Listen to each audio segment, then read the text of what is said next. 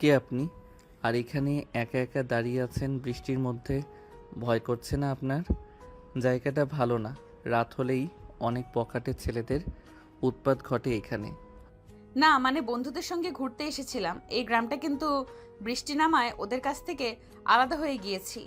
আর তেমন কিছু একটা চিনি না, তাই এখানে দাঁড়িয়ে আছি। নেহা কথাটি বলছিল আর কাঁপছিল। স্বাধীন এটা দেখে নেহার দিকে এগিয়ে যায়। নেহা অজ্ঞান হয়ে স্বাধীনের কোলে ঢলে পড়ে। স্বাধীন তড়িঘড়ি করে নেহাকে ধরে ফেলে, কি করবে বুঝতে পারে না। তাই পাজাকোলা করে তার বাড়ির দিকে নিয়ে যেতে লাগে। বাড়িতে নিয়ে গিয়ে মুখে পানি দিতে লাগে, কিন্তু জ্ঞান ফিরে আসে না। হাত পা ঠান্ডা হয়ে আছে। এইটা দেখে স্বাধীন অনেকটা ভয় পেয়ে যায়। নেহাকে গরম কাপড় দিয়ে ঢেকে দেয়। ঠিক তখনই কেউ দরজার কড়া নাড়ে। স্বাধীন চুকিয়ে যায়। এত রাতে কে আবার এসেছে? তড়িঘড়ি করে দরজা খুলে দেখে অনেক মানুষ, প্রত্যেকের হাতে লাঠি আর টর্চ লাইট। এটা দেখে স্বাধীন ভয় পেয়ে যায়। ঠিক তখনই একটা বৃদ্ধ লোক স্বাধীনের কাছে এসে বলে, বাবা, তোমাকে তো অনেক ভালো জেনেছিলাম আমরা। তোমার বাবা মা অ্যাক্সিডেন্টে করে মারা যাওয়ার পর তোমাকে এই গ্রামে থাকতে দিয়েছি আমরা, আর তুমি কিনা আমাদের মান সম্মান নষ্ট করলে। আঙ্কেল, কি বলছেন এগুলো? কিছুই তো বুঝতে পারছি না আমি। ঠিক তখনই পিছন থেকে একটা ছেলে বলে ওঠে, ওই তো, ওই যে ওই মেয়েটা, ওনাকেই তো কোলে করে আনতে দেখলাম জঙ্গলের মধ্যে থেকে। তারপর স্বাধীনকে পাশ কেটে রুমের মধ্যে প্রবেশ করে। বৃদ্ধ মেয়েটার কাছে গিয়ে গায়ে হাত দিয়ে দেখে অনেক জ্বর। স্বাধীনের দিকে রেগে তাকিয়ে স্বাধীনের কাছে এসে ঠাস ঠাস করে দুইটা থাপ্পড় লাগিয়ে দেয়। কি করেছিস তুই? অসুস্থ একটা মেয়ের সুযোগের সদ্ব্যবহার করলেই। মানে কি বলছেন এগুলো আঙ্কেল? কিছুই তো বুঝতে পারছি না আমি। আর আপনারা এত রাতে আমার বাড়িতে? এত রাতে না আসলে তো তোর আসল রূপ দেখতে পারতাম না। যে ভদ্র চেহারার মাঝে লুকিয়ে আছে অভদ্র একটা ছেলে। এই, তোরা দেখছিস কি? মার ওকে। কথাটা বলার সঙ্গে সঙ্গে সেইখানে থাকা বেশ কিছু ছেলে এসে স্বাধীনকে লাঠি দিয়ে মারতে লাগে। স্বাধীনের শরীরের অনেকটা অংশ কেটে রক্ত বের হতে লাগে। অন্যদিকে ঘরের মধ্যে চিৎকার চেঁচামেচিতে নেহার জ্ঞান ফিরে আসে। মিটমিট করে তাকিয়ে দেখে একটা রুমে সে শুয়ে আছে, পাশে অনেকগুলো লোক দাঁড়িয়ে আছে, একটা ছেলেকে মারছে। নেহাকে জ্ঞান ফিরতে দেখে বৃদ্ধ বলে, মা, তুমি ভয় পেও না, আমরা এসেছি। ও যে এত বড় একটা কাজ করবে কখনো ভাবতেও পারিনি আমরা। তুমি ভয় পেও না, ওকে উচিত শিক্ষা দেব। কি বলছেন এগুলো? কিছুই তো বুঝতে পারছি না। এই থাম তোরাই, এবার ওকে অনেক মেরেছিস, মরে যাবে ছেলেটা। আর তুই গিয়ে এখন এই কাজী সাহেবকে ডেকে নিয়ে আয়। ঠিক আছে, আমি এখনই যাচ্ছি। বৃদ্ধর কথা মতো সবাই স্বাধীনকে মারা বাদ দেয়। তারপর একটা ছেলে গিয়ে কাজী সাহেবকে ডেকে আনার জন্য স্বাধীন অবাক হয়ে যায়, কি করছে এরা? সঙ্গে সঙ্গে স্বাধীন বৃদ্ধার পা জড়িয়ে ধরে বলতে লাগে, বিশ্বাস করেন আঙ্কেল, আপনারা যা ভাবছেন একদমই ভুল। আমি কিছুই করিনি। আমি পাশের গ্রামে টিউশনি করিয়ে আসছিলাম। পথে বৃষ্টি, তাই ভিজে ভিজে যে বাসায় ফিরছিলাম জঙ্গলের মধ্য দিয়ে আসার সময় হঠাৎ পাশে তাকিয়ে দেখি এই মেয়েটা দাঁড়িয়ে আছে, বৃষ্টিতে ভিজছে। আমি মেয়েটার কাছে গিয়ে কথা বলতে অজ্ঞান হয়ে যায়। বুঝতে পারি না ওইখানেই রেখে আসবো কি না, তাই কোলে করে বাসায় নিয়ে আসি। আপনারা আমাকে ভুল বুঝছেন। হয়েছে, তোর আর কোনো কথা শুনতে চাচ্ছি না আমি। চুপচাপ আমরা যা করছি শুধুমাত্র তাই দেখে যা। অন্যদিকে নেহা সুদর্শক সব কিছু দেখে যাচ্ছে, কোনো কিছু বলছে না। ঠিক একটু পর কাজী সাহেব চলে আসে। তারপর স্বাধীন আর নেহার বিয়ের কার্যক্রম ঠিক করে। তখনই নেহা বুঝতে পারে কি ঘটছে তার সঙ্গে। হারিয়ে গিয়ে চিৎকার করে বলতে লাগে, আপনারা কি পাগল নাকি? আমার মত নেই। আপনারা বিয়ে দিচ্ছেন মানে কি? এইসব আমি এই বিয়ে করতে পারবো না। উম, ছেলে যা বলছে সত্যি। আমি এখানে ঘুরতে এসেছি আমার বন্ধুদের সঙ্গে, বৃষ্টিতে ওদের কাছ থেকে আলাদা হয়ে যাই আমি। আর জঙ্গলের কোনো কিছুই চিনতাম না, তাই ওখানে দাঁড়িয়েছিলাম। ঠিক তখনই ছেলেটার সঙ্গে দেখা হয় আমার। দু একটা কথা বলতেই আমি অজ্ঞান হয়ে পড়ি। তারপর আর কিছু মনে নেই। জ্ঞান ফিরতেই ঘরের মধ্যে আবিষ্কার করি আমি আমাকে। নেহার কথা শুনে পাশ থেকে একটা বৃদ্ধ মহিলা বলে ওঠে, হয়েছে চেয়ারম্যান সাহেব, দেখেছেন? শুধু স্বাধীনের দোষ নেই, মেয়েটারও দোষ আছে। দুজনে মিলে আনন্দ ফুর্তি করে চেয়েছিল তারা চলে যাবে, কিন্তু যখন মেয়েটা অজ্ঞান হয়ে যায় স্বাধীন বাসায় নিয়ে আসে, আর আমরা বিয়ে দিচ্ছি, ওনারা মানছেন না। তারপর সেইখানে থাকা প্রত্যেকে নেহাকে বাজে কথা বলতে লাগে। ঠিক তখনই সেইখানে স্বাধীন চিৎকার দিয়ে বলে ওঠে, ওনাকে কেউ বাজে কথা বলবেন না। হ্যাঁ, আমার দোষ। আমি তখন ওনাকে জঙ্গলের মধ্যে একলা পেয়ে রেপ করেছি। আরও কিছু শুনতে চান আপনারা? আর কাজী সাহেব, আপনি বিয়ে পড়ানো শুরু করেন। অন্যদিকে নেহা সেখানে থাকা বৃদ্ধ মেয়েগুলোর কথা শুনে নেহা কান্না করতে লাগে। স্বাধীনের কথা শুনে আরও হাউমাউ করে কান্না করতে লাগে। দেখতে দেখতে কাজী সাহেব বিয়ের কার্যক্রম শেষ করে নেহার অনিচ্ছা থাকতেও সকলেই জোড়াজড়িতে বিয়ে করতে রাজি হয়। দেখতে দেখতে বিয়ে পর্ব শেষ হয়। এক এক করে সবাই রুম থেকে বের হয়ে নিজ নিজ বাসায় চলে যায়, শুধুমাত্র চেয়ারম্যান ছাড়া। দেখ, যা করেছিস করেছিস, কিন্তু এখন থেকে দুইজন সুখে শান্তিতে সংসার কর, এই দোয়াটাই করি। আর হ্যাঁ, একদম চালাকি করবি না। যদি চালাকি করিস আর এই মেয়েটাকে যদি গ্রাম থেকে বের হতে সাহায্য করিস, তাহলে কিন্তু আমরা সবাই তোকে এই গ্রাম থেকে বের করে দেব। আমরা চাই না যে তোর জন্য আরও কোনো মেয়ের সম্মানহানি হোক। ঠিক আছে। তারপর চেয়ারম্যান সাহেব স্বাধীনের বাড়ি থেকে বের হয়ে যায়। স্বাধীন দরজা লাগিয়ে পেছনের দিকে ফিরতে নেহা এসে ঠাস ঠাস করে দুইটা থাপ্পড় লাগিয়ে দিয়ে বলতে লাগে, কুত্তার বাচ্চা, তুই কেন বললি যে তুই আমাকে রেপ করতে নিয়েছিলি? তা আমাকে বিয়ে দিয়ে দিল তোর সঙ্গে, না হলে আমি তো এখান থেকে যেভাবেই হোক মুক্তি পেতাম। দেখুন ম্যাম, আপনি শহরে থাকেন, গ্রাম সম্পর্কে তেমন একটা ধারণা নেই আপনার। গ্রামের মানুষ এক কথার বান্দা, তারা যা একবার বলে তা করেই ছাড়ে। আর তারা যেহেতু একবার আমাদেরকে নিয়ে উল্টাপাল্টা সিদ্ধান্ত নিয়েছে, তাহলে আমাদেরকে বিয়ে দিয়ে ছাড়বে তারা। তার জন্যই আমি এই কথাটা বলেছি। আর দেখলেন না, সকলে আপনাকে বাজে বাজে কথা বলছিল, তাই নিজের রাগকে কন্ট্রোল করতে না পেরে তখন বলেছি সরি। সবাই বাজে কথা আমাকে বললে তোর কি আসে যায়? তুই আমার কে হস? এখন আমাকে আর কে বিয়ে করবে? আর দরজা আটকালি কেন? একদম আমার কাছে আসার চেষ্টা করবি না, তাহলে তোর কিন্তু খবর আছে, এই বলে দিলাম। আমাকে কিন্তু তুই চিনিস না আমি কে। দরজা লাগাবো না তো খুলে রাখবো, ঘরের মধ্যে যে কোনো সময় যে কোনো প্রাণী ঢুকতে পারে, এর কারণে লাগিয়ে দিয়েছি। আর আপনার প্রতি আমার কোনো ইন্টারেস্ট নাই। আপনি চাইলে চলে যেতে পারেন নির্দ্বিধায়। কখনো আপনার কাছে আমি আমার অধিকার নিয়ে যাব না। মনে করবেন যে একটা কালো অধ্যায় মুছে ফেলবেন মন থেকে। হয়েছে, তোকে আর অভিনয় করতে হবে না। এখন সর আমার সামনে থেকে। দুই চোখ যেই দিকে যায় সেই দিকে যাব, কিন্তু একদম তোর বাসাতে আর থাকবো না। আল্লাহই জানে কখন আবার কি হয়, তুই আবার আমার উপর ঝাঁপিয়ে পড়িস কখন, কে জানে। নেহার কথা শুনে স্বাধীন একটা হাসি দেয়, তারপর খাটের উপর গিয়ে বসে পড়ে। নেহা দরজা খুলতে যে বাহিরে এক পা রাখতে যাবে, ঠিক তখনই জোরে সোরে একটা বজ্রপাত হয়। নেহা দৌড়ে স্বাধীনের কাছে এসে স্বাধীনকে জড়িয়ে ধরে। স্বাধীন তাল সামলাতে না পেরে খাটের উপর শুয়ে পড়ে নেহাকে নিয়ে। দুজনের ঠোঁটের সঙ্গে ঠোঁটের মাত্র কয়েক ইঞ্চি তফাৎ। ঠিক তখনই আরেকটা বজ্রপাত হতে নেহা স্বাধীনকে শক্ত করে জড়িয়ে ধরে বুকের সঙ্গে মাথা ঠেকিয়ে নেয়। স্বাধীনের অনেক ভালো লাগা কাজ করে, কিন্তু নেহাকে বুঝতে না দিয়ে নেহাকে তার উপর থেকে সরানোর চেষ্টা করে। প্লিজ একটু থাকতে দিন, অনেক ভয় করে আমার বজ্রপাত দেখে। সকাল হলে আমি চলে যাব আপনার বাড়ি থেকে।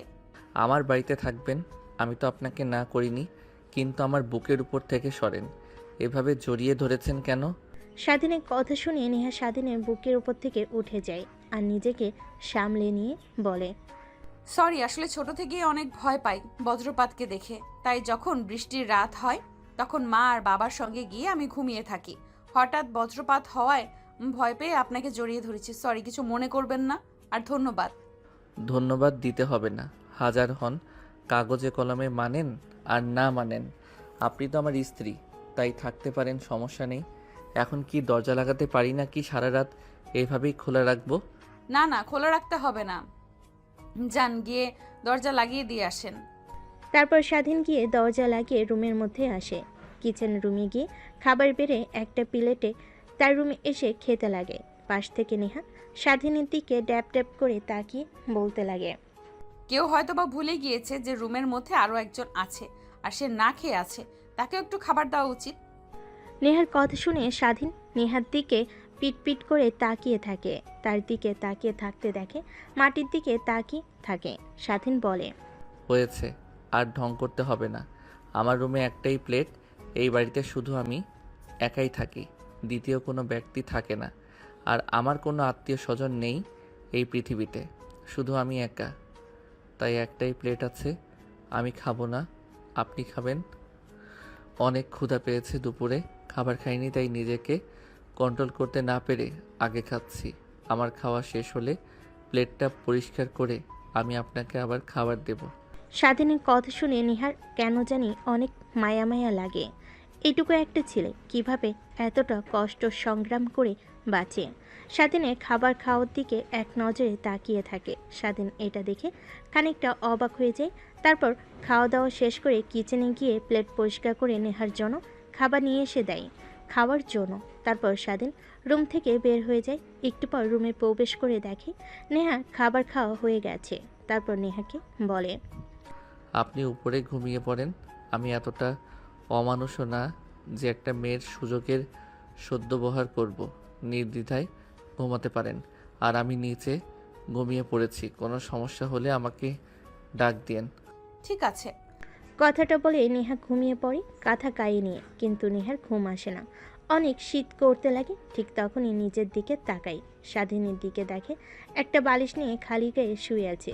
শরীরের উপরে কোনো কাঁথা নেই, হয়তোবা একটা ব্যতীত আরেকটা নাই বাড়িতে। এই পর্যায়ে নেহা এই পাশ ওই পাশ করতেই ঘুমিয়ে যায়। পরের দিন সকালবেলা নেহার ঘুম ভাঙতেই দেখে স্বাধীন রুমে নেই। রুমের মধ্যে আর না থেকে বাইরে এসে দেখে স্বাধীন ব্রাশ করছে। নেহা স্বাধীনের পাশে গিয়ে দাঁড়িয়ে বলে, কিন্তু তোমার কি ভয় করে না এই নির্জন পরিবেশে থাকো তুমি? হা হা হা। ও ম্যাম, উঠে পড়েছেন? তাহলে একটা কথা মনে রাখবেন, যার পৃথিবীতে কেউ নেই ম্যাডাম, তার আল্লাহ আছে। একটা কথা সবসময় মনে রাখবেন। আর শুধুমাত্র রাতটা এসে এই বাড়িতে থাকি। তুমি তোমার লাইফ নিয়ে অনেক স্ট্রাগল করো, তাই না? আমি দোয়া করি তুমি অনেক বড় কিছু হবে একদিন। দিনভর কাজ করতে হয়, কলেজ করি, এইভাবে সময় পেরিয়ে যায়। শুধু রাতে এসে বাড়িতে থাকি। তা ম্যাম, এখন তো দিনের বেলা, এখন তো আর চিনতে অসুবিধা হবে না।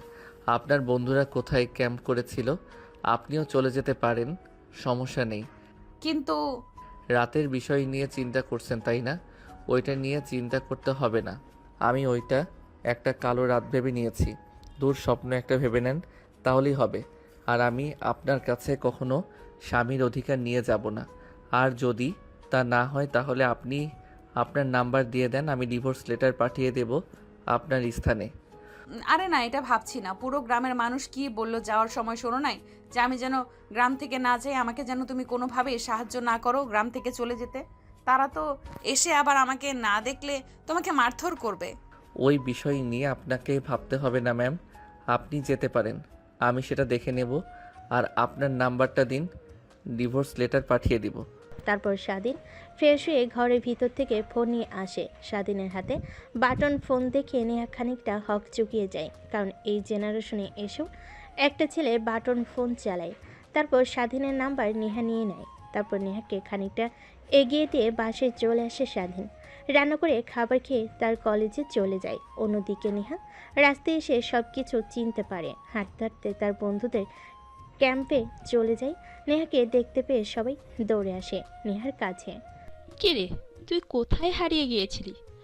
আমরা তোকে নিয়ে কত টেনশন করছি জানিস? আমরা তো এখনই পুলিশ স্টেশনে যাচ্ছিলাম রিপোর্ট করার জন্য। রাত ভোর বৃষ্টি হয়েছে, তাই তোকে আর খুঁজতে বের হতে পারিনি আমরা কেউ। এভাবে না বলে করে কোথায় হারিয়ে গিয়েছিলি? তুই নাকি কোনো সমস্যা হয়েছে? তোর এমন মন মরা যে? আরে না, টেনশন করছিস কেন? কিছুই হয়নি। আসলে বাড়ির কথা অনেক মনে পড়ছে। অনেক দিন তো হলো ক্যাম্প করে থাকলাম, চল বাসায় ফিরে যাই। এখানে থাকতে আর একদম ভালো লাগছে না আমার। হ্যাঁ, ঠিক বলেছিস। তুই স্যারকে বললাম তোর কথা, স্যার অনেক চিন্তিত হয়ে পড়েছে। পাশের ক্যাম্পে রেস্ট নিচ্ছে মনে হয়। আর রাতে কই ছিলি? আর বলিস না, রাতে কথাটা বলতে গিয়ে নেহা থেমে যায়। মনে মনে ভাবতে লাগে, সকল বিষয় কি এদেরকে খুলে বলবো? যদি বলি তাহলে তো সবাই উল্টাপাল্টা ধারণা করবে। না, সম্পূর্ণ কথা খুলে বলা দরকার নেই। শুধু বলি রাতে একটা ছেলের বাসাতে আশ্রয় নিয়েছিলাম। আরে না, তোদের কাছ থেকে আলাদা হয়ে যাওয়ার পর আমি কিছুই চিনতে পারি না। হাঁটতে হাঁটতে একটা বাড়ির সামনে চলে যাই, তারপর দরজায় কড়া নাড়তে একটা ছেলে বের হয়। তারপরে ওখানে আমি আশ্রয় নিয়েছিলাম। জানিস, ছেলেটা অনেক ভালো। একটা নিরিবিলি পরিবেশে থাকে। ও আচ্ছা, তাহলে এই ব্যাপার। আর আমরা তোকে নিয়ে কতই চিন্তা করছিলাম, তোর ফোনে কতবার ফোন করেছি। আমার ফোনের চার্জ তো ছিল না যে তোদের সঙ্গে কথা বলবো। আচ্ছা বাদ দে সে সকল কথা, আমি চলে এসেছি তো, এখন তো হ্যাপি। ঠিক তখনই পাশ থেকে প্রিন্সিপাল স্যার বলে ওঠে, মা তুমি এসেছো? আমরা তোমাকে নিয়ে কত চিন্তা করতেছিলাম। আমরা সবাই তোমার বাবাকে ফোন করে তোমায় পাওয়া যাচ্ছে না কথাটা বলতে তোমার বাবা একদম পাগল হয়ে গিয়েছে। ওয়েট, আমি তোমার বাবাকে এখনই ফোন করে বলছি তোমাকে পেয়েছি আমরা। তারপর প্রিন্সিপাল স্যার দূরে গিয়ে নেহার বাবা মার কাছে ফোন করে বলে দেয় যে নেহাকে পাওয়া গেছে। তারপর দিনভর নেহা আর তার বান্ধবীরা একসঙ্গে অনেক আনন্দ করে। ঠিক তখনই পাশ থেকে নেহার বান্ধবী বলে ওঠে, আগামীকাল সকালেই তো চলে যাব। তোর কথা শুনে যা বুঝতে পারলাম ছেলেটা অনেক ভালো। ওরে, ওকে অনেক দেখতে ইচ্ছা করছে। আমাদের চল কালকে যাবার সময় একবার ছেলেটাকে দেখে তারপর যাব। আর আদেও এইখানে আসতে পারবো কি না আল্লাহই জানে। এইবার যে কাহিনী ঘটে গেল, আর কখনো মা বাবা আর আসতে দেবে না, দেখে নিস। নেহা তার বান্ধবীর কথা শুনে কেন জানি স্বাধীনকে দেখতে অনেক ইচ্ছে করে, তাই তার মাথা দিয়ে হ্যাঁ জানি দেখতে দেখতে রাত হয়ে যায়। নেহা তার বান্ধবীদের সঙ্গে আড্ডা দিতে দিতে রাত যখন গভীর হয় তখন ঘুমিয়ে যায়। পরের দিন ভোর হতেই ঘুম ভেঙে যায় সবার। তারপর সবাই ক্যাম্প ভেঙে রেডি হতে লাগে বাড়িতে যাওয়ার জন্য। ঠিক তখনই নেহা আর তার বান্ধবীরা প্রিন্সিপাল স্যারের কাছে গিয়ে বলে, স্যার আপনাকে তো সব কথা খুলেই বললাম। আমাকে একটা ছেলে রাতে থাকতে দিয়েছিল। আমার সব বান্ধবীরা জেদ করছে যে তার সঙ্গে গিয়ে দেখা করে আসবে আর ধন্যবাদ জানিয়ে আসবে। আপনি অনুমতি দিলে আমরা যেতাম ছেলেটার সঙ্গে দেখা করতে। আচ্ছা মা, যাও, সমস্যা নেই, কিন্তু দেখে শুনে যাও। কালকে বৃষ্টি হয়েছে সারা রাত ভোর, অনেক জায়গায় কাদা পানি জমে আছে। তারপর নেহা আর তার বান্ধবীরা স্বাধীনের বাসার দিকে অগ্রসর হতে লাগে। নেহা সামনে সামনে পিছে তার বান্ধবীরা। দেখতে দেখতে স্বাধীনের বাড়ির কাছে চলে আসে, দেখে বাসায় তালা লাগানো। নেহা বুঝতে পারে না এত সকালে কোথায় গিয়েছে। আবার ঠিক তখনই পাশ দিয়ে একটা ছেলেকে যেতে দেখে নেহা ছেলেটার কাছে গিয়ে পিছন থেকে ডাক দিতে ছেলেটা নেহার কাছে এসে বলে, ও আপনি এসেছেন? তা স্বাধীন তো বলল আপনি চলে গিয়েছেন, আর আমরা স্বাধীনকে মেয়ের গ্রাম থেকে তাড়িয়ে দিয়েছি। ওর মতো খারাপ ছেলে এই গ্রামে না থাকলে ভালো হয়, আর আপনি আবার এসেছেন। কি কিন্তু কেন মেরে গ্রাম থেকে তাড়িয়ে দিয়েছ?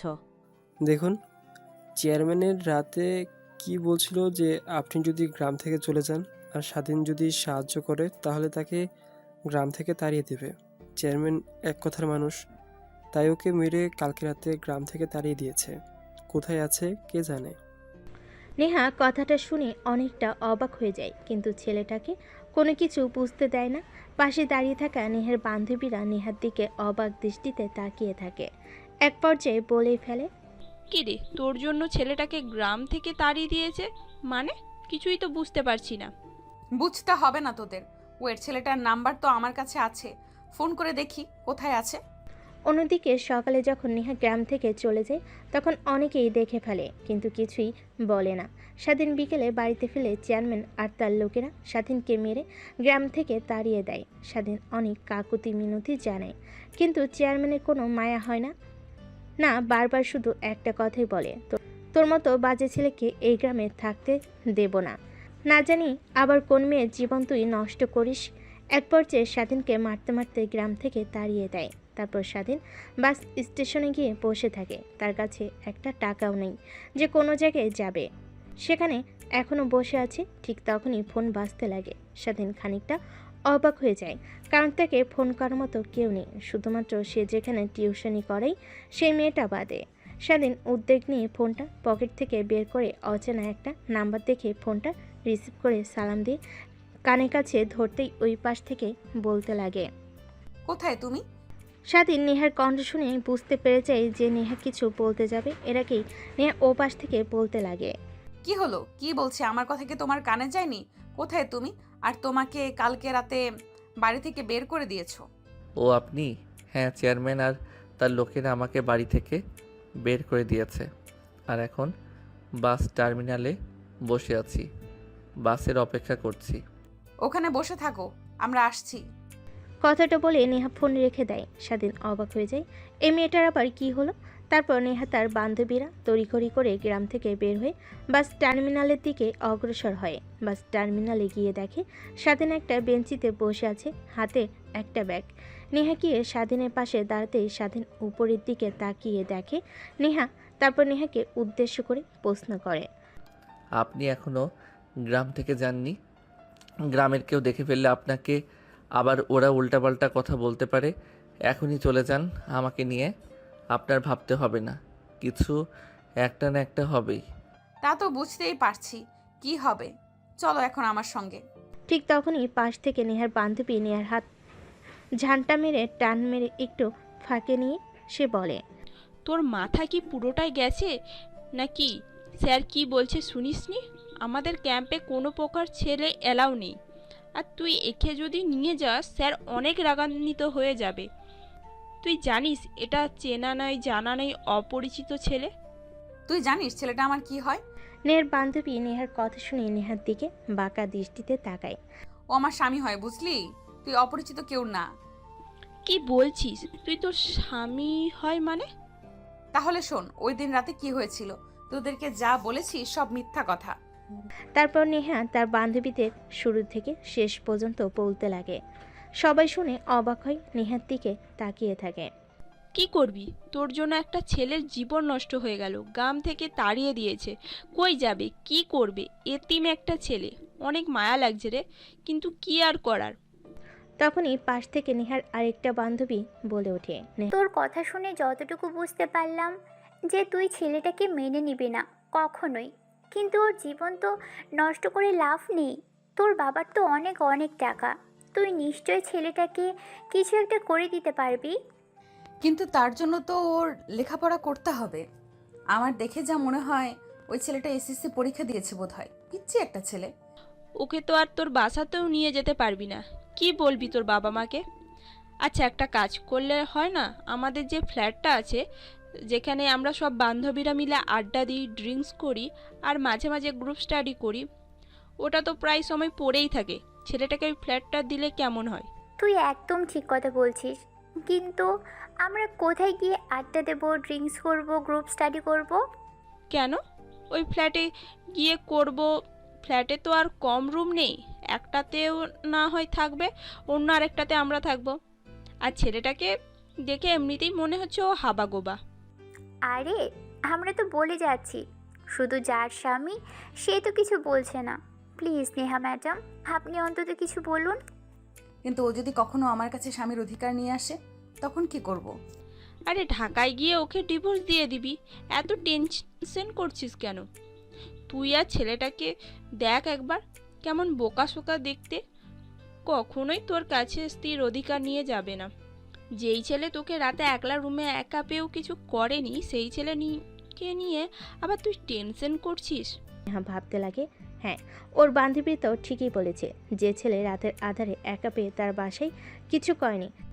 নেহা ভাবতে লাগে, হ্যাঁ ওর বান্ধবীরা তো ঠিকই বলেছে, যে ছেলে রাতের আধারে একা পেয়ে তার বাসায় কিছু করেনি, সে আবার ঢাকায় নিয়ে গিয়ে অজানা জায়গায় আবার আমার পর ঝাঁপিয়ে পড়বে না। তাই নেহা রাজি হয়ে যায় স্বাধীনকে ঢাকা নিয়ে যাওয়ার জন্য। কিন্তু স্যারকে তোরা কিভাবে ম্যানেজ করবি?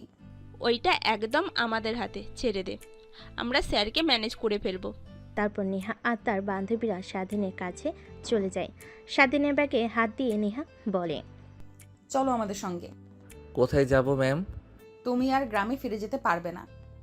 কি করবে এখন? এখন থেকে চলো আমাদের সঙ্গে ঢাকায়, তোমাকে একটা না একটা জবের ব্যবস্থা করে দিব। কিন্তু ম্যাম, ঢাকায় যাওয়ার জন্য তো বাস ভাড়া লাগবে, আমার কাছে তো একটা টাকাও নাই, তাই এখানে বসে আছি। কি করব চিন্তা করছি। আপনারা যান, আমাকে নিয়ে তো ভাবতে হবে না আপনার। স্বাধীনের বোকামোপনা কথা শুনে নেহার বান্ধবীরা সবাই হাসতে লাগে। স্বাধীন সবার দিকে তাকিয়ে ভাবতে লাগে, কি এমন বলেছি যে সবাই এমনভাবে হাসছে।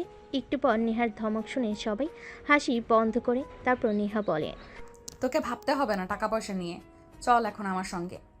স্বাধীন আর কোনো কথা বলে না। এখানে বসে থাকার থেকে তাদের সঙ্গে ঢাকায় গিয়ে যদি তারা কোনো চাকরির ব্যবস্থা করে দেয় তাহলে তার জন্য অনেক ভালো হয়।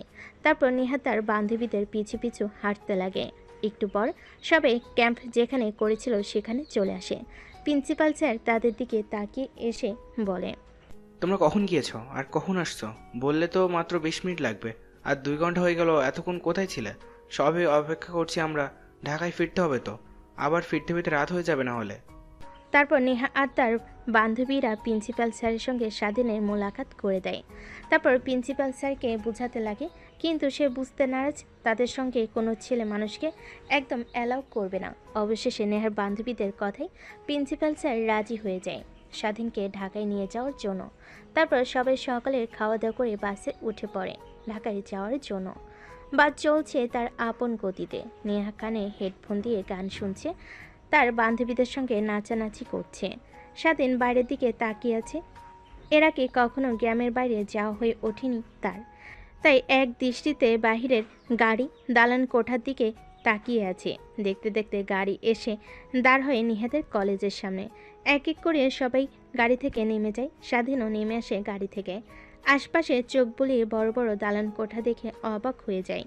সেদিকে তাকিয়ে থাকে নেহা আর তার বান্ধবীরা। স্বাধীনকে দেখে বুঝতে পারে যে সে কখনো এর আগে ঢাকায় আসেনি। তারপর নেহা আর তার বান্ধবীরা স্যারদের কাছ থেকে বিদায় নিয়ে স্বাধীনকে নিয়ে তারা যে ফ্ল্যাটে আড্ডা দিত সেইখানে চলে আসে। আজ থেকে তুমি এখানেই থাকবে, আর কোনো সমস্যা হলে আমার নাম্বারটা তো আছেই, তুমি ওটাতে ফোন করবে। আর তুমি কি লেখাপড়া করো নাকি? তোমাকে তো দেখে মনে হলো যে তুমি লেখাপড়া করো, তখন বলছিলে যে টিউশন করাও। হ্যাঁ, এইবার এসএসসি দিয়েছি, রেজাল্ট পেয়েছি, আলহামদুলিল্লাহ A+ এসেছে। কিন্তু কেন? তাহলে তো হয়ে গেল, তোমাকে এখানে ভালো একটা কলেজে ভর্তি করিয়ে দেব। আর তুই ভালো টাকা পয়সা নিয়ে টেনশন করিস না। আর জীবনে বড় হতে হলে লেখাপড়া করতে হবে, লেখাপড়ার অবদান অপরিসীম। মনোযোগ দিয়ে লেখাপড়া কর, তারপর আমি আমার বাবার কোম্পানিতে তোকে একটা ভালো চাকরি দিয়ে দেব। ঠিক আছে ম্যাম। তারপর নেহা স্বাধীনকে সব কিছু দেখিয়ে দিতে লাগে। স্বাধীন সব কিছু দেখে নেয়। তারপর নেহা আর তার বান্ধবীরা ফ্ল্যাট থেকে বের হয়ে যে যার বাসে চলে যায়। নেহা বাসে গিয়ে তার বাবা মার সঙ্গে দেখা করে রুমে গিয়ে ফ্রেশ হয়ে একটা লম্বা ঘুম দেয়। ঘুম থেকে উঠে দেখে রাত 8টা বেজে গেছে। অন্যদিকে স্বাধীন রাত হয়ে যাওয়ায় অনেক ক্ষুধা লাগে।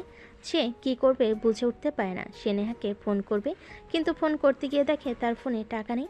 তাই রুমে বসে থেকে বই বের করে পড়তে লাগে। অন্যদিকে নেহা খাওয়া দাওয়া করে 10টার দিকে রুমে আসে। বই বের করে পড়তে নিলে তখনই মনে পড়ে স্বাধীনের কথা।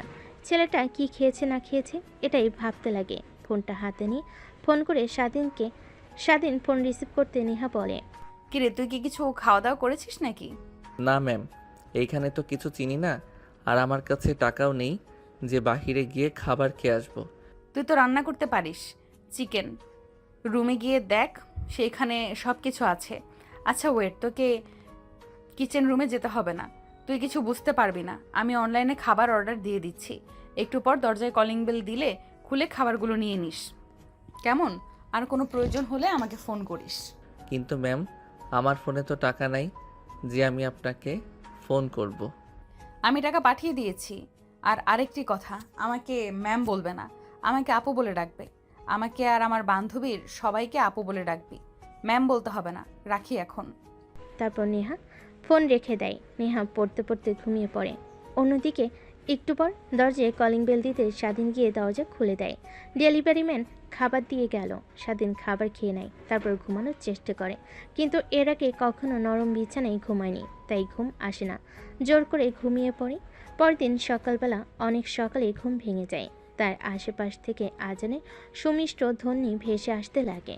স্বাধীন ওয়াশরুমে চলে যায়। ফ্রেশ হয়ে অজু করে রুমে এসে ওয়ার্ড্রোবের মধ্যে জায়নামাজ খুঁজতে লাগে, কিন্তু কোথাও পায় না।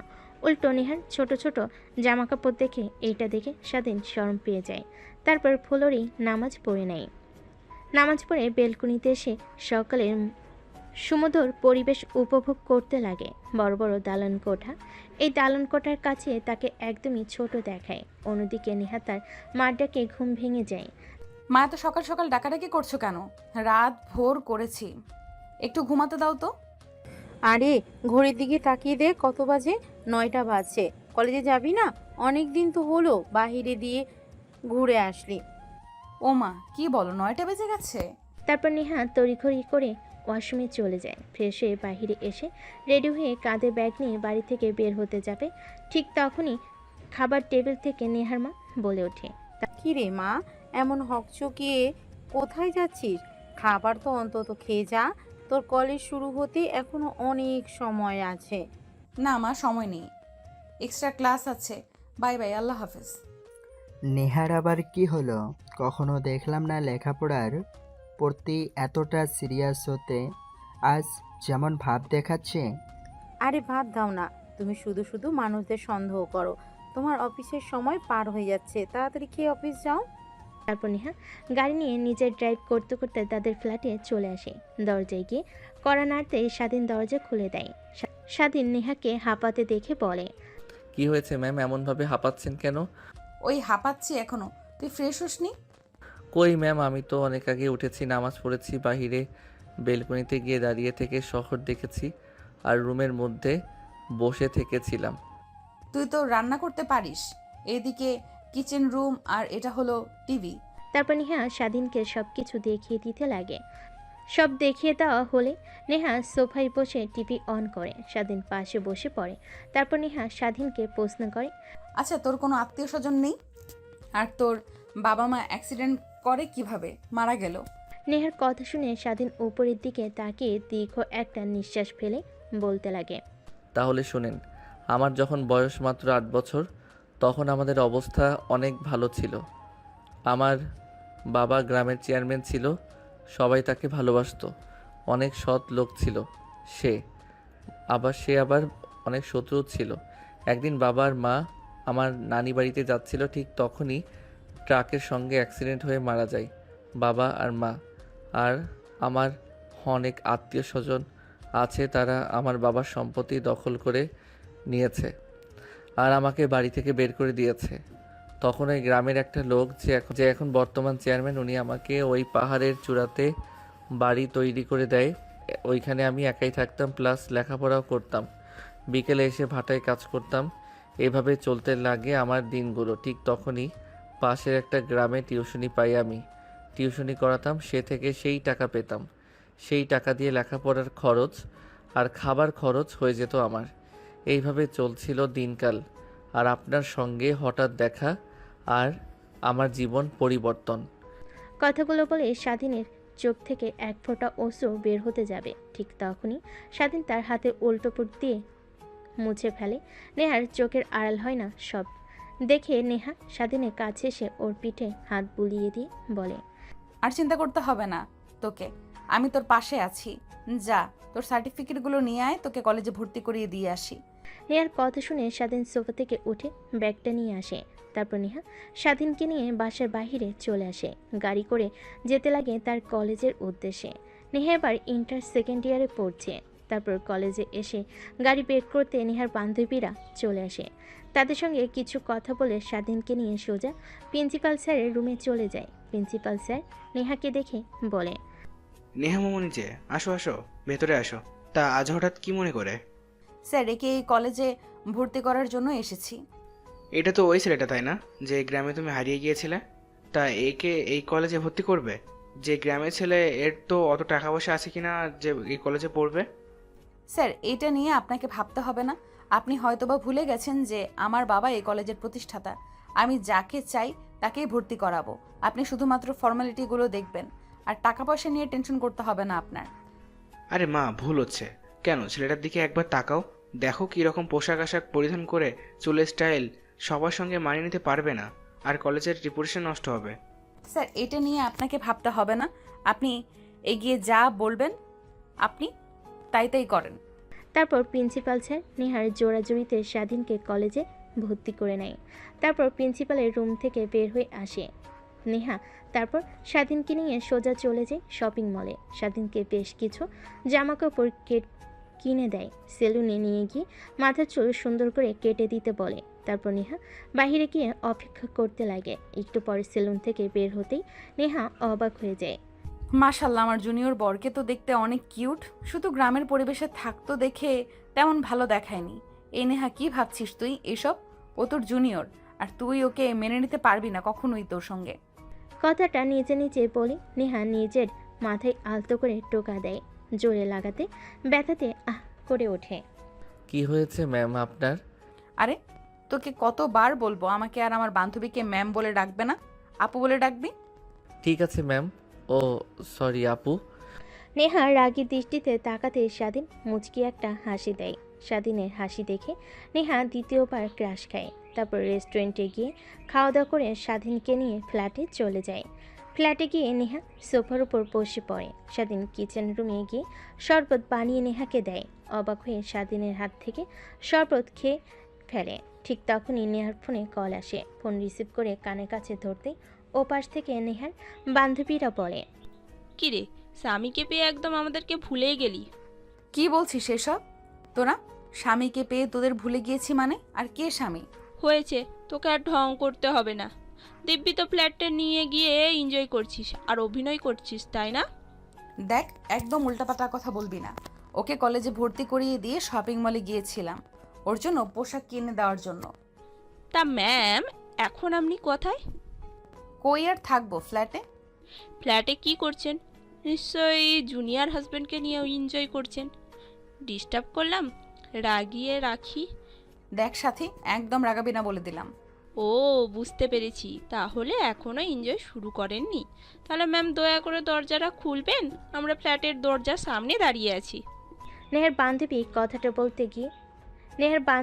কথাটা বলতে নেহা গিয়ে দরজা খুলে দেয়। দরজার ওই পাশে নেহার সকল বান্ধবী নেহার রেগে সাথীর দিকে তাকাতেই সাথী নেহাকে পাশ কাটিয়ে সবাই এসে বসে পড়ে। নেহা দরজা লাগিয়ে সাথীর কাছে এসে ওর গলা চেপে ধরে বলতে লাগে, কুত্তি, এই কি সব উল্টাপাল্টা কথা বলছিস তুই? ও আপু আপনারা চলে এসেছেন। আর নেহা আপু আপনি সাথী আপুকে মারছেন কেন? আরে কই মারছি? এইটাকে মারা বলে না, এটাকে আদর বলে। আর তুই যা এখন তোর রুমে। আচ্ছা আপু, তোমরা হয়তো অনেক ক্লান্ত। আমি তোমাদের জন্য শরবত বানিয়ে নিয়ে আসছি। কথাটা বলে স্বাধীন কিচেন রুমে চলে যায় শরবত তৈরি করার জন্য। নেহা সাথীকে মারা বন্ধ করে দিয়ে সোফায় বসে তার বান্ধবীদের সঙ্গে আড্ডা দিতে লাগে। ঠিক তখনই পাশ থেকে সাথী বলে ওঠে, কিরে, একদম চেঞ্জ করে ফেলেছিস। ছেলেটাকে এখন একদম চেনাই যাচ্ছে না। কি কিউট! আমি তো দেখে রীতিমতো ক্রাশ খেয়ে ফেলেছি। আচ্ছা, তুই যদি না মেনে নিস তাহলে আমাকে দে, আমি ওকে বিয়ে করে নেব। কথাটা শুনে নেহা তার বান্ধবীর দিকে রাগী দৃষ্টিতে তাকায়। কেন জানি না, সাথীর বলা কথা অনেক খারাপ লাগে তার। একটু পর স্বাধীন হাতে শরবত নিয়ে আসে। তারপর এক এক করে সবাই শরবত নিয়ে খেতে লাগে। বাহ, আমাদের জুনিয়র দুলাভাই দেখছি অনেক ভালো, শরবত বানাতে পারে। তা দুলাভাই কই থেকে শিখেছেন? আমাদেরকেও একটু শিখাবেন কি?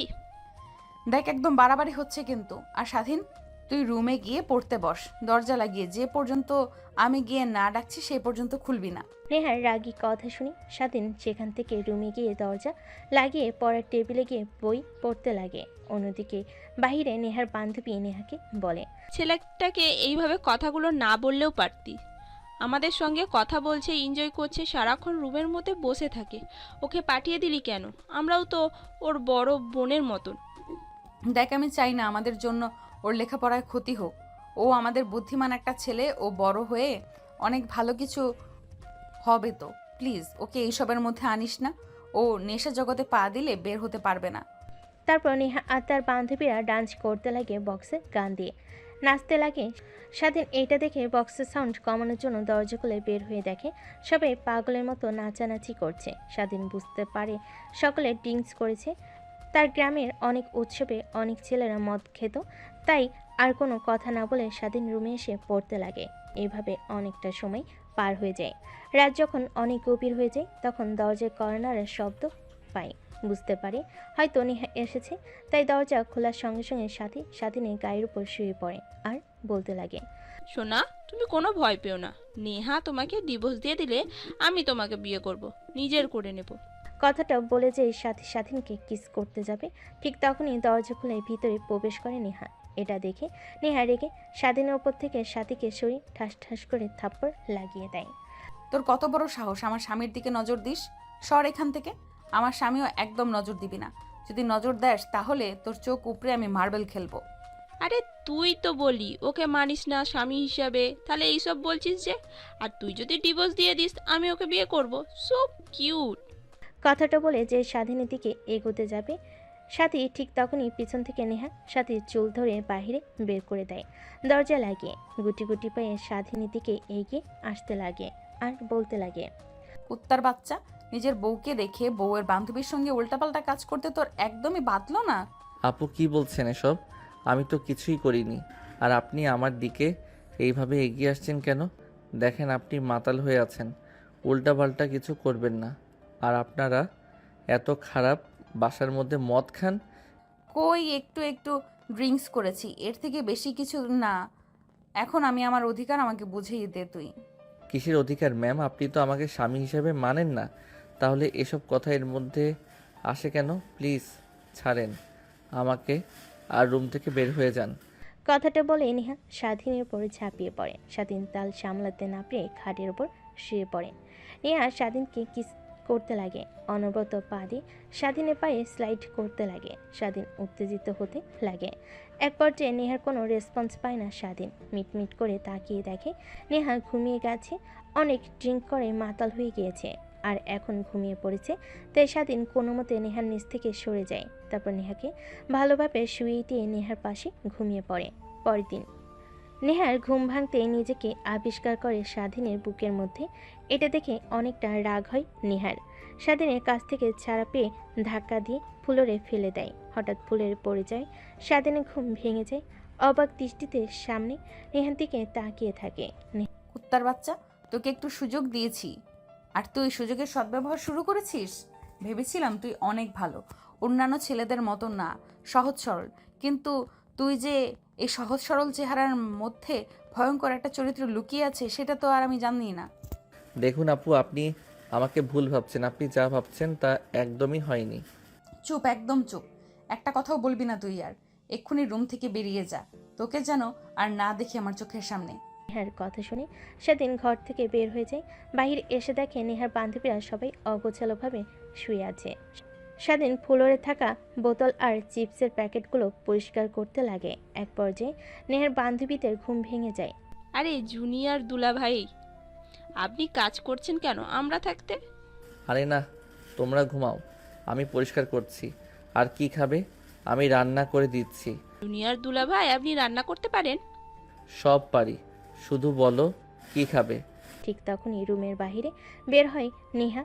স্বাধীনকে তার বান্ধবীদের সঙ্গে কথা বলতে দেখে রেগে বলে, নেহা, ওই কুত্তার বাচ্চা, তোকে কি বললাম? তোর কানে যায়নি? তোকে না বললাম রুম থেকে বের হয়ে যা? এখনো এখানে রয়েছিস যে? ম্যাম আপনি বের করে দিলে কোথায় যাব? আমি ঢাকার শহরের কিছুই তো চিনি না। আমি ভুল করে থাকলে ক্ষমা চাচ্ছি, কিন্তু আমাকে আপনি বাড়ি থেকে বের করে দিয়েন না। তোর কোনো কথাই শুনতে চাচ্ছি না আমি এখন। চলে যাবি। নেহার বান্ধবীরা সবাই অবাক হয়ে নেহার দিকে তাকিয়েছিল। হঠাৎ কি হলো নেহার? স্বাধীনের সঙ্গে এমন ব্যবহার করছে? উদ্বেগ নিয়ে বলে ফেলে সাথী। কি রে, কি হয়েছে? ছেলেটাকে কিভাবে কথা বলছিস কেন? আর রেগে আছিস কেন এত? কুত্তার বাচ্চা, কত বড় সাহস! আমার মাতাল হওয়ার সুযোগ নিয়েছে। আর কি বলছিস? কিছুই তো বুঝতে পারছি না, সব কিছু মাথার উপর দিয়ে যাচ্ছে। বুঝিয়ে বল অন্তত। তারপর নেহা তার বান্ধবীদের শুরু থেকে শেষ পর্যন্ত বলতে লাগে। এটা শুনে সবাই হা হা করে হাসতে লাগে। আমার কথা কি তোদের জোকস মনে হচ্ছে যে তোরা হাসছিস? জোকস নয় তো কি? তোর স্বামী তোকে স্পর্শ করবে না তো আমাদের স্পর্শ করবে? আরে তুই তো ফুল মাতাল হয়েছিলি। আমি স্বাধীনের কাছে গিয়েছিলাম, অভিনয় করতেছিলাম, কিন্তু স্বাধীন আমার কাছ থেকে বারবার দূরে সরে গিয়েছে। এটা দেখে তুই রেগে স্বাধীনকে নিয়ে দরজা আটকে দিয়েছিলি। তারপর কি করেছিস সেটা জানি না।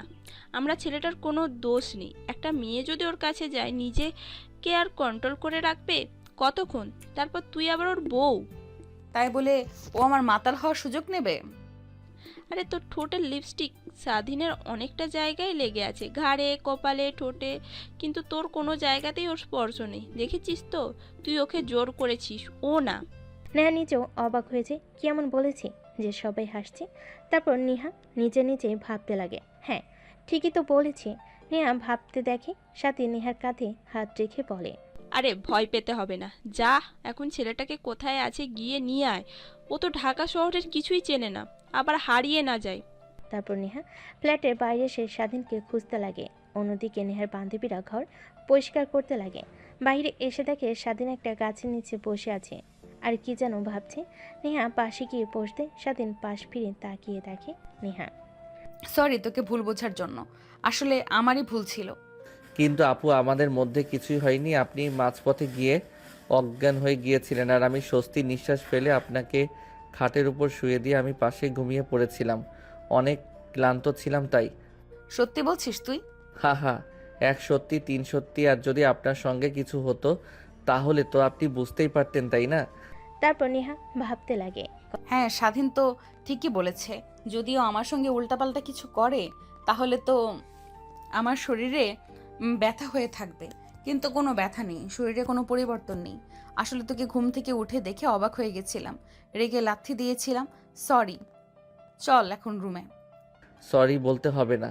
আর আমি বুঝতে পেরেছিলাম আপনি আপনার ভুল বুঝতে পারলে আসবেন। আর আপনি ছাড়া আমার এই পৃথিবীতে কেউ নেই আপু। কথাটা বলি স্বাধীন কান্না করতে যাবে, এর আগেই নেহা আজ স্বাধীনের কাঁধে হাত রেখে বলে, সরি তো বলছি, তারপরও এমন করছিস কেন? চল, আর কখনোই তোকে ভুল বুঝবো না। তারপর নেহা স্বাধীনকে নিয়ে ফ্ল্যাটে চলে যায়। ফ্ল্যাটে ঢুকতেই নেহার বান্ধবীরা চলে যায়। নেহা ওয়াশরুমে গিয়ে গোসল করে নেয়। বাইরে এসে পোশাক পরিবর্তন করে বাইরে আসে, দেখে স্বাধীন টেবিলে খাবার রেখে দিয়ে বসে আছে। আপু আসুন বসুন, আমি রান্না করেছি আপনার জন্য, খেয়ে তারপর না হয়ে যাবেন। আর ওই আপুগুলো কোথায় গেল? তোমাদের না বললাম আমি রান্না করব, আপনারা খেয়ে যাবেন, কিন্তু চলে গেল যে? আরে ওরা বাসায় চলে গেছে, আর আমাকেও যেতে হবে। ওয়েট, খাবার খেয়ে তারপর যাই। তারপর নেহা আর স্বাধীন দুজন মিলে খাবার খেতে লাগে। খাওয়া দাওয়া শেষ করে যাবার সময় নেহা বলে, নতুন পোশাক পরে রেডি হয়ে থাকবি, একটু পর আমি তোকে ফোন করলেই নিচে যাবি, তারপর তোকে নিয়ে কলেজে যাব। ঠিক আছে আপু। তারপর স্বাধীনের কাছ থেকে নেহা চলে যায়। বাসে গিয়ে দরজায় কলিং বেল দিতে কাজের মেয়ে এসে দরজা খুলে দেয়।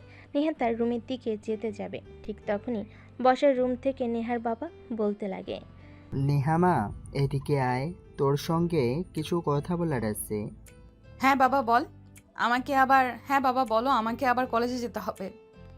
দেখ মা, তুই আমাদের আদরের একমাত্র মেয়ে, তোকে কখনো এমন কোনো কথা বলিনি যাতে তুই কষ্ট পাস। যখন যা চেয়েছিস তাই দিয়েছি, কিন্তু দিন দিন তোর ব্যবহার কেমন যেন হয়ে যাচ্ছে, আমার একদমই ভালো লাগছে না। আমি ভালো করে জানি বন্ধু বান্ধবীদেরকে নিয়ে আনন্দ ফুর্তি করার বয়স এইটা তোর। তোরা একটা ফ্ল্যাট কিনেছিস সব বান্ধবীরা মিলে, ওইখানে গিয়ে আড্ডা দিস, কিন্তু ইদানিং তোর সঙ্গে নাকি একটা ছেলেকে দেখা যাচ্ছে। তুই আমাদের কলেজে গিয়ে তাকে ভর্তি করে দিয়েছিস। প্রিন্সিপাল স্যার ওকে ভর্তি করতে চাচ্ছিল না, তারপরেও তুই জোড়াজোড়ি করে ভর্তি করে দিয়েছিস। নেহা তার বাবার কথা শুনে হকচকিয়ে ওঠে, আমতা আমতা করে বলতে লাগে, বাবা কে বলেছে তোমাকে? হ্যাঁ, আমরা একটা ফ্ল্যাট নিয়েছি এটা সত্যি, কিন্তু একটা ছেলেকে নিয়ে কই আমি করছি। কলেজে গিয়ে নিয়ে গিয়েছিলাম যে ছেলেটাকে, ওইটা হচ্ছে আমার ফ্রেন্ডের ছোট ভাই, ওকে কলেজে ভর্তি করে নেই প্রিন্সিপাল স্যার, তাই রেগে নিয়ে গিয়েছিলাম আমার সঙ্গে। ঠিক আছে, আমি এই বিষয় নিয়ে প্রিন্সিপাল স্যারের সঙ্গে কথা বলছি, আর তোমাকে যেন আর ওই ছেলেটার সঙ্গে না দেখা যায়। ঠিক আছে বাবা। তারপর নেহা তার বাবাকে জড়িয়ে ধরে গালে একটা চুমু দিয়ে রুমে চলে যায়। রুমের ব্যাগে বই নিয়ে বাইর হয়ে আসে। তার বাবার কাছ থেকে বিদায় নিয়ে সোজা চলে যায় তাদের ফ্ল্যাট বাড়ির সামনে। স্বাধীনকে ফোন দিতে নিচে নামে আসে।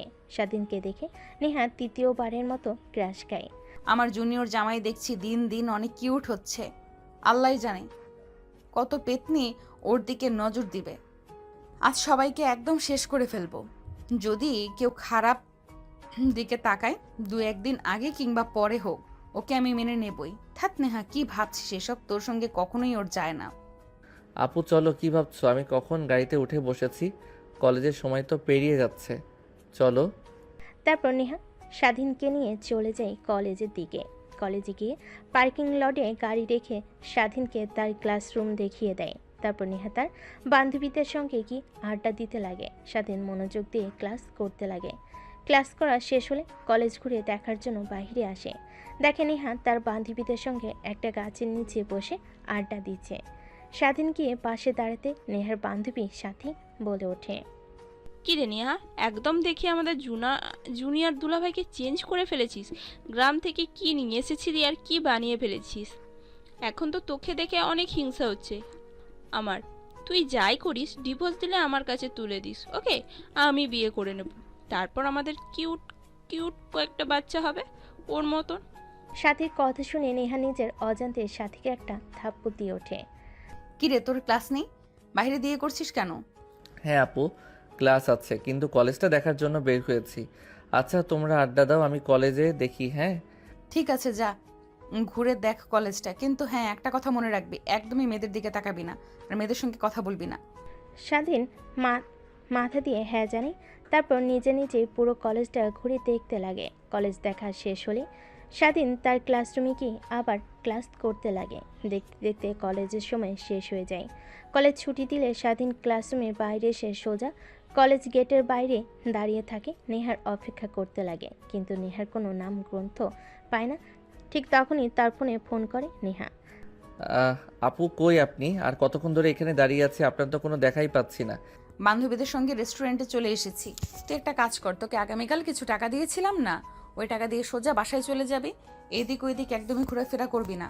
আর রাস্তা তো চিনিস না, চিনলে রিক্সাওয়ালাকে আমাকে বললেই তোকে নিয়ে যাবে। ঠিক আছে, আর আপনি কি ফ্ল্যাটে যাবেন না? না, বাসায় যাব। ও তো তোর সঙ্গে থাকলে মা বাবা সন্দেহ করতে পারে। রাখি এখন, আর কোনো সমস্যা হলে আমাকে ফোন করিস। তারপর স্বাধীন গাড়ির জন্য অপেক্ষা করতে লাগে, কিন্তু কোনো রিক্সা ফাঁকা পায় না। এক পর্যায়ে একটা রিক্সা ফাঁকা দেখতে পায়। স্বাধীন রিক্সাওয়ালাকে ডাক দিয়ে দেয়। স্বাধীনের সামনে এসে দাঁড়িয়ে রিক্সা উঠতেই স্বাধীনের সঙ্গে একটা মেয়ে উঠে পড়ে। এই কে আপনি? আর রিক্সা দাঁড় করিয়েছি, আমি যাব, আপনি কেন উঠে বসলেন? হাই, আমি তিথি। আমি আর তুমি একই ক্লাসে পড়ি। তোমাকে আজকে দেখেছি, আমার বেস্ট ফ্রেন্ড হতে পারি। আর তুমি যেদিকে যাবে ওই দিকে আমার বাসা। তো প্লিজ রাস্তায় নামিয়ে নিও, কোনো রিকশায় ফাঁকা পাচ্ছি না। কি করব আর বলো, বাসায় যেতে হবে তাড়াতাড়ি। তাহলে তুমি চলে যাও, আমি আরেকটা রিক্সা দাঁড় করে না হয় যাব। আরে আস না, ভয় পাচ্ছ কেন? আমি তো আর তোমাকে খেয়ে ফেলছি না। তারপর রিক্সাওয়ালা মামাকে স্বাধীন বলতে যেতেই লাগে। মেয়েটার সঙ্গে টুকটাক কথা বলতে লাগে স্বাধীন। অন্যদিকে নেহা আর তার বান্ধবীরা রেস্টুরেন্টে খাওয়া দাওয়া করছিল। ঠিক তখনই রেস্টুরেন্টের সামনে দিয়ে একটা মেয়ের সঙ্গে রিকশায় করে যায়। এটা নেহার চোখের আড়াল হয় না। নেহা রেগে তার হাতে থাকা গ্লাসটা ভেঙে ফেলে। এটা দেখে নেহার বান্ধবী বলে, কি রে, কি ব্যাপার, কি হয়েছে তোর? এত রেগে গেলি কেন হঠাৎ করে? আরে কই রেগে গিয়েছি, বাসায় যেতে হবে, তোরা থাক। আরে খাবারটা অন্তত খেয়ে যা। বাসায় যাওয়ার জন্য এত তাড়াহুড়ো লাগিয়েছিস কেন? একটা ইম্পর্ট্যান্ট কাজ আছে, তাই বাসায় যেতে হবে। ভাই, তোদের সঙ্গে পরে কথা হবে। তারপর নেহা রেস্টুরেন্টের বাইরে এসে গাড়ি স্টার্ট দিয়ে যেতে লাগে। রাস্তাতে স্বাধীন আর মেয়েটাকে দেখে ওদের পিছু পিছু আসতে লাগে। এক পর্যায়ে স্বাধীনের শরীরের ওপর বারবার কথা বলতে বলতে মেয়েটা এটা ওইটা দেখে, আরও অনেক রেগে যায়। আর নিজেকে কন্ট্রোল করতে না পেরে নেহা জোরে গাড়ি চালিয়ে সোজা ফ্ল্যাটে এসে দরজা খুলে রুমে গিয়ে বসে থাকে। অন্যদিকে স্বাধীন মেয়েটার সঙ্গে পরিচিত হতে লাগে। এই অল্প কিছুক্ষণের মধ্যে স্বাধীন বুঝতে পেরে যে মেয়েটা অনেক মিশুক। তারপর মেয়েটা তার বাসার কাছে আসতে রিক্সা থেকে নেমে যায়। স্বাধীনকে পায়ে জানিয়ে তারপর রিক্সা যেতে লাগে তার আপন গতিতে। বাসার সামনে আসতে রিক্সাওয়ালাকে ভাড়া দিয়ে ভিতরে প্রবেশ করে। তারপর ভিতরে ফ্ল্যাটের দরজা খুলে ভিতরে ঢুকে পড়ে। রুমে গিয়ে ব্যাগ রেখে পাশে তাকিয়ে দেখে নেহা তার দিকে অগ্নিদৃষ্টি নিক্ষেপ করে তাকিয়ে আছে। স্বাধীন এইটা দেখে রীতিমতো ভয় পেয়ে যায়। আরে আপু তুমি, আর তুমি না বললে যে আসবে না? তোমার বাসায় যেন কি কাজ আছে, কিন্তু এখানে যে কিছু কি হয়েছে? কিছুই হয়নি, বাট ওই মেয়েটাকে আর তোকে কি বললাম আমি যে কোনো মেয়ের সঙ্গে কথা বলবি না, তারপরও আমার কথা অমান্য করলি কেন? ও তুমি তিথির সঙ্গে দেখেছো? ও তো আর আমি একই ক্লাসে পড়ি, আজকে ওর সঙ্গে পরিচয় হলো। মেয়েটা অনেক মিশুক। ও আচ্ছা, তাই একদিনের মধ্যে বান্ধবী বানিয়ে ফেললি, আর কিছুদিন গেলে তো গার্লফ্রেন্ড বানিয়ে ফেলবি। কি বলছো এগুলো তুমি আপু?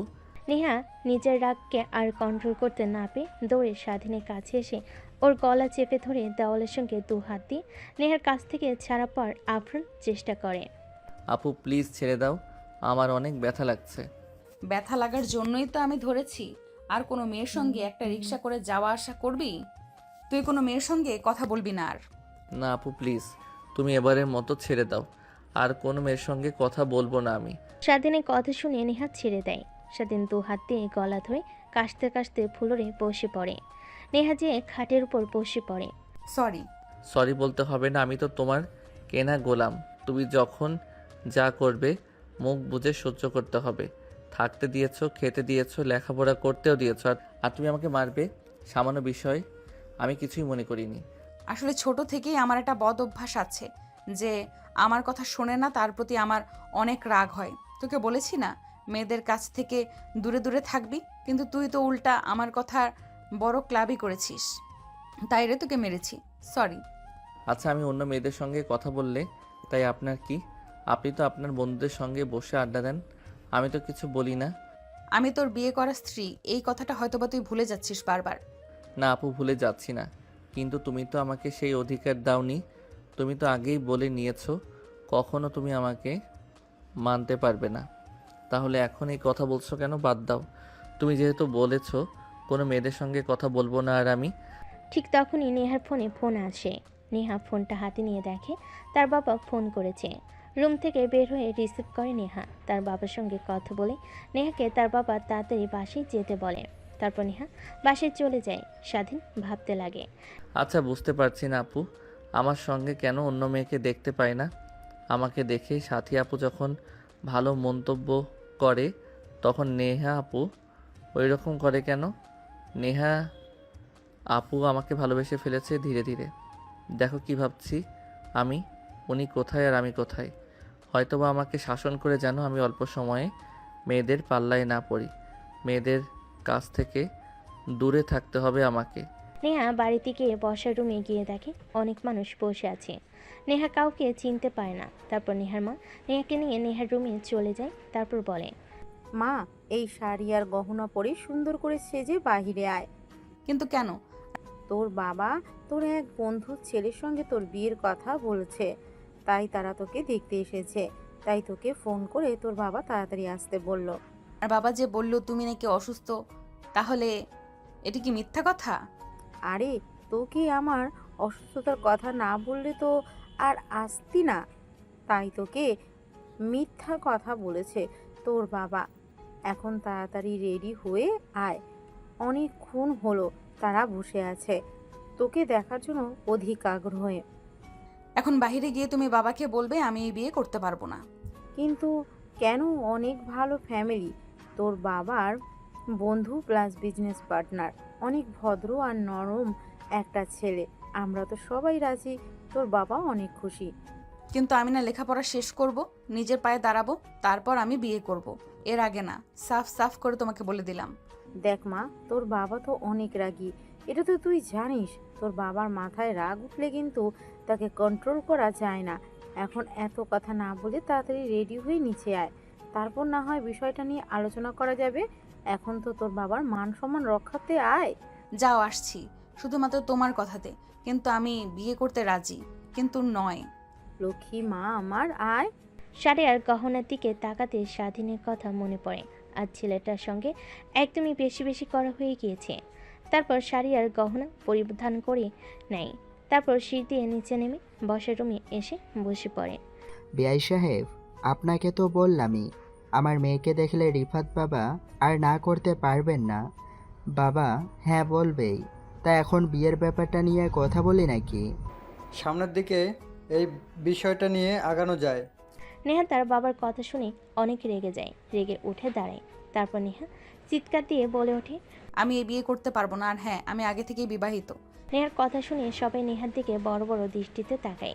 কি বলছে মেয়ে এটা? তারপর নেহা সেখানে আর এক মুহূর্ত না দাঁড়িয়ে সোজা তার রুমে চলে আসে। অন্যদিকে নেহার বাবা সবার সামনে মাথা নিচু করে বসে থাকে। এক পর্যায়ে সবাই রুম থেকে চলে যায়। নেহার বাবা নেহার প্রতি অনেক রাগ করতে লাগে। যাও, তোমার মেয়েকে এইখানে নিয়ে আসো। আর এত মানুষের মধ্যে আমার মাথা নিচু করতে ওর কি একটুও বুক কাটলো না? যেরকম তুমি সেরকমই মেয়ে, দুজন একদম এক হয়েছে। আমি তোমার আর তোমার মেয়ের মাঝখানে নেই। কি করবে তোমরা জানো, আমি গেলাম এখান থেকে। তারপর নেহার মা নেহার রুমে গিয়ে তার বাবা ডাকছে বলে সেখান থেকে চলে যায়। নেহা বসের রুমে এসে দেখে কেউ নেই। তারপর সোফায় বসতে নেহার বাবা বলে, বিয়ে করেছিস মানে? তুই কবে বিয়ে করলি? আর আমরা জানতে পারলাম না একটাবারও? হ্যাঁ বাবা, আমি বিয়ে করেছি, আর বিপদে পড়ে বিয়ে করতে হয়েছে। তোমরা মানো আর না মানো, আমি ওকে স্বামী হিসেবে মেনে নিয়েছি। কে ওই ছেলে? পরিচয় কি? ওর বাবা দাদা কি করে? বাবা প্লিজ, তুমি কিছু বলবে না। আগে আমার সম্পূর্ণ কথাটা শোনো, তারপর তুমি যা বলো তাই করব।